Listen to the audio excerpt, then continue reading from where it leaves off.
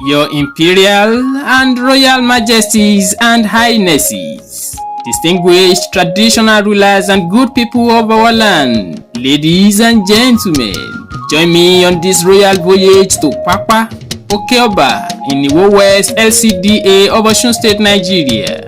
Join me to celebrate the coronation anniversary of the traditional ruler of Papa, His Eminence, Baale Papa, Chief Ademola Adegoke. Papa is a satellite town in Iwoland, a sprawling border town, gateway to the ancient city of Ibadan, Nigeria. Papa is a linear settlement on the Iwo-Ibadan axis of Okeoba. It is situated shortly after the kingdom of Oluburu of Oguroland and enjoys mutual love and administrative cohesion with other 4 major communities with traditional rulers installed by the throne of the paramount ruler of Iwoland. These ancient settlements include Ogunajo, Oloba Ogundiran, Ifede, and Papu. On the 9th of March 2017, the paramount ruler of Iwoland, His Imperial Majesty, Oba Dr. Abdulrasheed Adewale Akanbi Telu I, the Oluwo of Iwoland,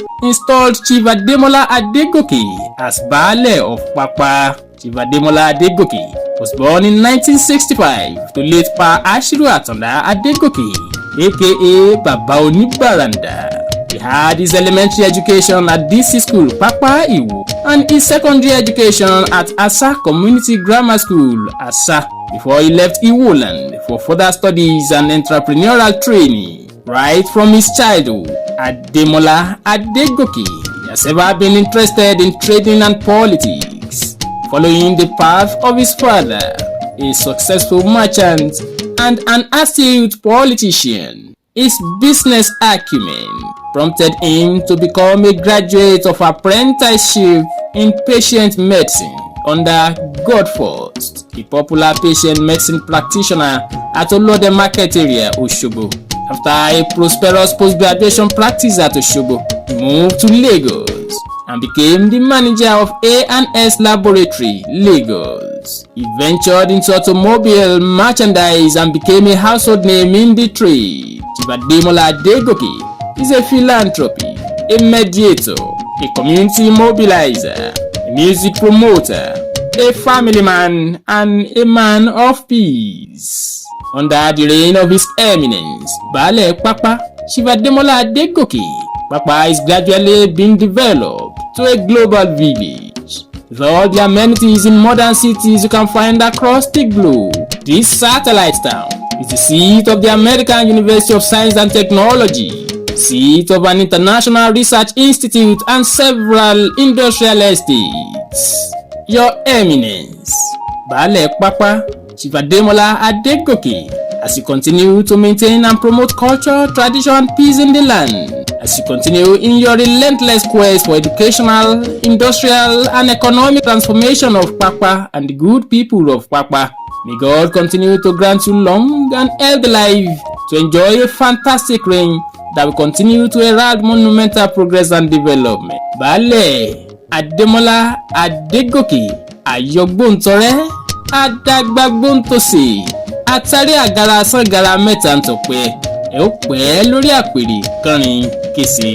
Lẹ́ o, Ademola Adegoke, ọmọ ìyá orírì, ikú àkẹ́ onílé atẹ́gùn ìgbè lẹ́yìn ọmọ kan, ìgbè lẹ́yìn ẹni à ń dá lóró, òkè bí ìkéré, ẹ̀yin lọmọ jọ̀tọ̀tọ̀ òbíbí ṣẹ́ràn onílé atẹ́gùn aya Ṣàngó, bàbá yín Ìjẹ̀ṣà òṣèré o nílẹ̀ Òbí, àgbà Ìjẹ̀ṣà nísìn tòlótòló, kékeré inú wọn nísìn pẹ́pẹ́yẹ, ẹ̀yin lọmọ Ọ̀bẹ́gìmọ̀ Jánà, adágún odò ọmọ Fọláṣadé, Adegoke ọmọ arúnmọ̀mù mi, ọmọ abẹ́ta olódò ṣúrúṣú, Ademola àyè tí ò gbàgọ́ ọba, ó gbọ́yàgbadé pápádọjà, pápádìlé pápádìlú ọmọ Adegoke, wọlọmọ yàgbèmí àgbà, ọmọ yàgbadé ọkọ mi ará Ọ̀yọ́ nílé Olúkòso, àyàrá iná, akínkanjú ọmọ lákàlẹ̀ àrẹ́pọ̀ pọ̀ndà nígbà ogun jálumi, ayéròǹfẹ́ ọkọ mi ará Èrúwà, Ademola, ìwọ lọmọ pamí pẹlẹbẹ kí n kúran gbọdán. Ará Ògbómọ̀ṣọ́ ọmọ yahoo yakin. Ogun lè ja kélébi ọmọ Báṣọ̀run Ọ̀yọ́ ilé ọmọ àjẹpé ayé ọmọ àtẹ̀pẹ́ ilẹ̀. Ìwọ lọmọ gbàgèlè àṣà wọn ò gbàgèlè àṣà. Tó bá dálẹ̀ mò ń bọ̀ wá tákọ́ fi ń bá bò ó lọ. Ọmọ Báṣọ̀run ọkọ̀ mi ara ẹ̀ bìtì. Ademola, ìwọ lọmọ alegun léré orí ẹṣin. Ọmọ ọ̀sìn ni ọmọ ọ̀rẹ́ nìwà. Ọkọ̀ mi ẹran ń bọ̀ lábàtà.